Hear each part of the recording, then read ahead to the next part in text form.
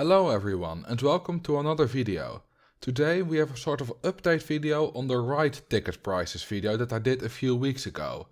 We also have a brand new ride ticket price calculator made by Shotty Steve that implements this update.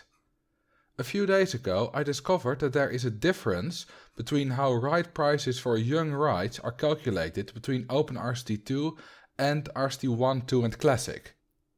If you remember from the previous video, after you calculate the base value using the ride's excitement, intensity and nausea stats, you multiply it by the age value.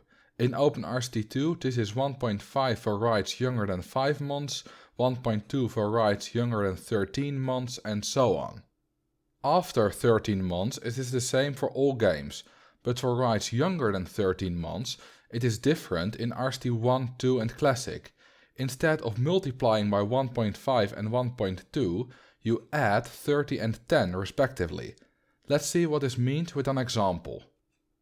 Here we have a merry-go-round with its usual terrible stats of 1.05 excitement, 0.60 intensity and 0.75 nausea.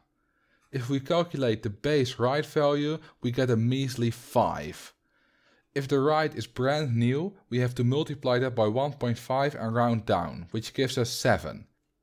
The maximum price that you can charge is this value divided by 5 and rounded down to the nearest tenth, which is 1.40. This means that we can charge up to €1.40 for this merry-go-round in RCT2. In RCT1, 2 and Classic, we don't multiply the base ride value by 1.5, but we instead add 30, which gives us 35. If we divide this by 5, we get 7. This means that instead of €1.40, we can now charge a massive €7 for this merry-go-round, which is insane. If the ride is between 5 and 13 months old, you add 10 instead of multiplying by 1.2. After that it is the same for all versions.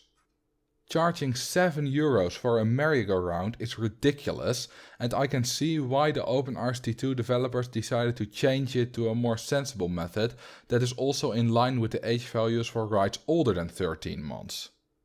For most rides this results in a lower ride ticket price in RCT2 than in Vanilla and Classic.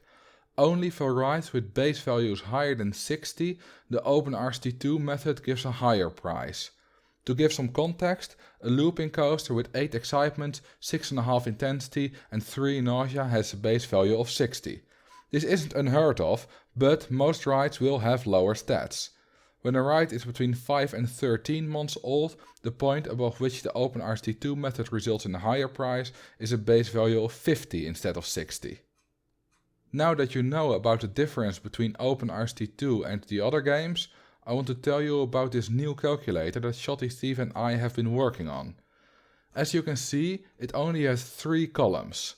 The one on the left is the age of the ride, the one in the middle tells you the maximum price that you can charge in RCT2, and the one on the right tells you the maximum price that you can charge in the other versions. There were some other columns in the previous calculator, but they weren't really all that useful, so we decided to remove them. The other feature that we added is a list of all rides instead of just the ones that are considered different by the game. For example, the corkscrew coaster and the hypercoaster are considered the same ride, and as a result they use the same stat and ride price calculation algorithm. In the old calculator only the corkscrew coaster was listed, and if you had a hypercoaster you would need to select the corkscrew coaster. This was confusing, so now we have all those rides listed separately. The only ones that aren't listed separately is stuff like all the different skins for the twist. For all those you just need to select the twist. From now on I will be linking this calculator whenever I link a ride price calculator in the description. Shotty Steve is also open for the creation of more useful tools like this, so if you have any suggestions let me know in the comments. We are already working on a tool that lets you put in how many of each rides you have and whether the scenario has harder guest generation, and then it gives you as a result the soft guest cap for your park. Before I go, I want to address one more thing. Sometimes YouTube marks completely normal comments as potential spam, which means that I need to approve it first. If you don't see your comment, it might be that it got marked as that and I haven't approved it yet. That was it for this video.